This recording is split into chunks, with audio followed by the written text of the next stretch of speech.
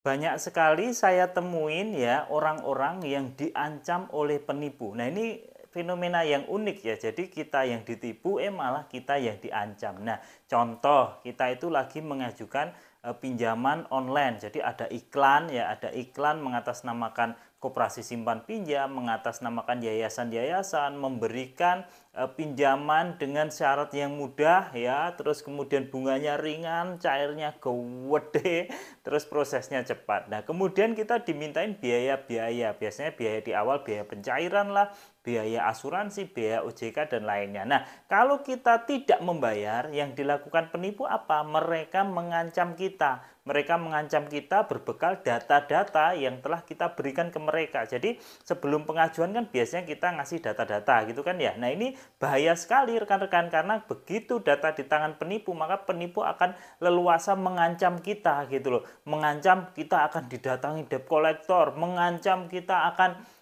dibawa ke ranah hukum, mengancam kita akan didatangi polisi dan sebagainya. Memang itu hanya ancaman-ancaman yang bullshit saja, nggak mungkin mereka lakukan gitu loh, karena mereka kan penipu. Masa penipu malah lapor polisi? Nah, kalau mereka sampai lapor polisi ya harusnya korban malah seneng. Karena apa? Karena bisa sekalian nangkap aja si penipu itu, kan seperti itu ya. Tapi yang lebih mengerikan, yang lebih ekstrim, nanti penipu ini bisa-bisa ngerjain kita gitu loh. Misalnya mereka akan mengirimkan ya order fiktif ya, kita dikirimi GoFood fiktif ya, kemudian kita dikirimi ambulan fiktif ya, sedot WC fiktif dan sebagainya. Nah, ini kalau penipu udah ngawur gitu kan kita juga agak kerepotan. Meskipun kalau teman-teman di posisi itu ya nggak usah khawatir ya, kalau kita dikirimi GoFood fiktif ya udah tolak aja, memang kita nggak pesen gitu kan ya. Dikirimin sedot WC ya tinggal kita minta maaf aja karena kita nggak pesen, kan seperti itu. Nah, jadi kejadian-kejadian ini sekarang sangat banyak sekali menimpa orang-orang ya. Sama misalnya modus penipuannya giveaway gitu, sama biasanya ketika di awal dimintain biaya pajak,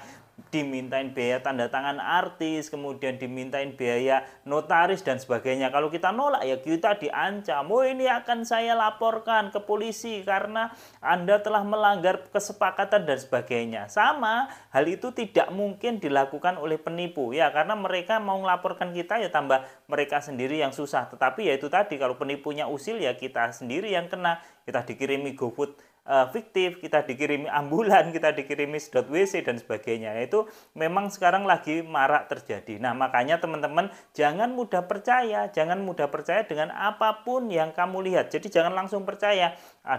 Kamu lihat ada barang murah, kamu langsung percaya ya. Ada motor NMAX harga 5 juta, kamu langsung percaya, langsung masuk ke grup Telegram. Sama nanti kalau kamu sudah terlanjur apply, sudah ngasih data-data, kalau kamu nggak bayar ya diancam-ancam. Memang SOP-nya penipu ya seperti itu. Pertama merayumu ya. Setelah kamu berhasil dirayu, kemudian kamu mulai sadar ya kamu diancam, kan seperti itu. Jadi banyak sekali modus-modus seperti itu. Mulai dari penipuan mulai dari simpan pinjam online ya, mengaku koperasi simpan pinjam, mengaku yayasan dan sebagainya. Kemudian penipuan giveaway ya, giveaway itu biasanya nanti mengatasnamakan artis, Baim Wong lah, Raffi Ahmad lah, kemudian Willy Salim dan sebagainya ya. Kemudian ada penipuan lelang online ya, itu sama, triknya itu sama. Kita dimintain data ya, kemudian kita disuruh bayar ya. Kalau kita tidak mau bayar, kita diancam. Udah, triknya itu sebenarnya seperti itu. Dan anehnya gitu, yang menurut logika saya juga bikin saya geleng-geleng kepala gitu. Banyak sekali orang-orang yang terjebak gituan itu berkali-kali gitu. Saya bahkan nggak ngerti lagi gimana caranya menyadarkan mereka. Sudah pernah tanya, kena giveaway ya, rugi puluhan juta ya, nanti beberapa bulan kemudian kena lagi gitu loh. Sama love scam pun juga gitu. Sudah pernah love scam, sudah pernah tertipu penipuan modus cinta ya, uang udah banyak hilang, tetapi beberapa bulan lagi ketipu lagi dengan modus yang hampir sama. Saya nggak tahu kenapa terjadi demikian ya, karena kok sering gitu loh, kok tidak belajar dari kejadian-kejadian sebelumnya lah. Hal itu yang membuat saya dan teman-teman yang mengedukasi ini juga sangat sangat bingung sekali kenapa fenomena ini terjadi. Bahkan ada orang yang tertipu modus giveaway hingga 14 kali. Bayangin, ketipu pertama itu menurut saya ya mungkin karena apes ya. Ketipu kedua ya mungkin karena kurang waspada. Ketipu ketiga kan udah bodoh. Kalau ketipu keempat itu gimana? Ketipu keempat itu dan kelima bahkan ke-14 kali penipuan dengan modus yang sama itu kan bikin kita geleng-geleng kepala gitu loh ya. Jadi hati-hati kalau penipu itu modusnya seperti itu. Pertama ngerayu, kemudian mengancam ya. Mengancam ini ya wis asal ngomong aja. Kalau kita turutin nggak ada habisnya, mereka nggak mungkin takut sama kita. Kenapa? Karena mereka memakai identitas palsu, foto yang mereka pajang di display picture mereka ya.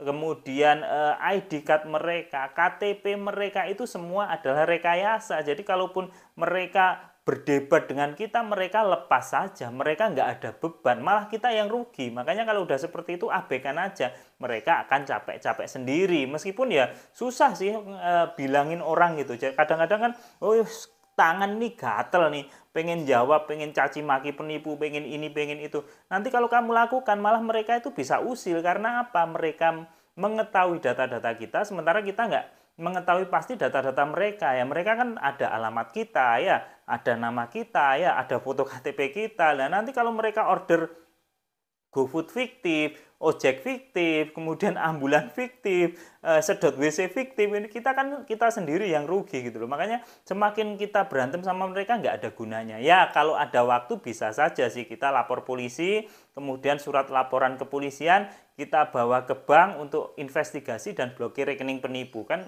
SOP-nya seperti itu. Tetapi nyatanya juga uang itu susah untuk kembali karena penipu sekarang udah pinter-pinter. Penipu sekarang tuh udah pinter-pinter otaknya. Begitu uang masuk ke rekening mereka, langsung mereka ambil gitu loh. Begitu uang masuk rekening kita, langsung mereka ambil gitu. Jadi ketika kita lapor polisi, kemudian datang ke bank, kemudian bank investigasi, rekening penipu udah keburu kosong duluan. Makanya kita harus pinter-pinter, jangan sampai kita berurusan dengan penipu gitu loh. Jadi penipu sekarang itu kan seperti menjaring ikan ya. Mereka itu biasanya ngiklan-ngiklan ya di Facebook, di Instagram, kemudian di Telegram. Mereka ngiklan-ngiklan, kemudian orang-orang yang menanggapi iklan itu, orang-orang yang menghubungi mereka itulah yang diprospek. Makanya hati-hati, jangan asal menghubungi nomor-nomor gitu. Ketika, oh ini dapat hadiah dari artis, kalau mau hadiahnya klik link bio, hubungi admin. Terus kita menghubungi admin yang tertera di link bio itu. Ya itulah yang menjadi target market penipu. Jadi penipu itu sebenarnya cara kerjanya seperti menjaring ya. Kemudian kita ya korban-korban ini yang menghubungi penipu, itulah yang bakal disikat oleh penipu. Nah makanya jangan mudah kepo, jangan dikit-dikit menghubungi nomor yang tertera, dikit-dikit menghubungi nomor yang tertera, padahal itu nomornya penipu ya. Oke, mungkin itu saja ya. Mungkin itu saja kita sharing kali ini ya, semoga bermanfaat. Ini sharing ini perlu karena kita setiap hari ngelihat begitu banyak modus-modus penipuan ya. Semoga bermanfaat, share ke banyak orang biar tidak ada lagi korban-korban penipuan. Ya, sekian dari saya. Assalamualaikum warahmatullahi wabarakatuh.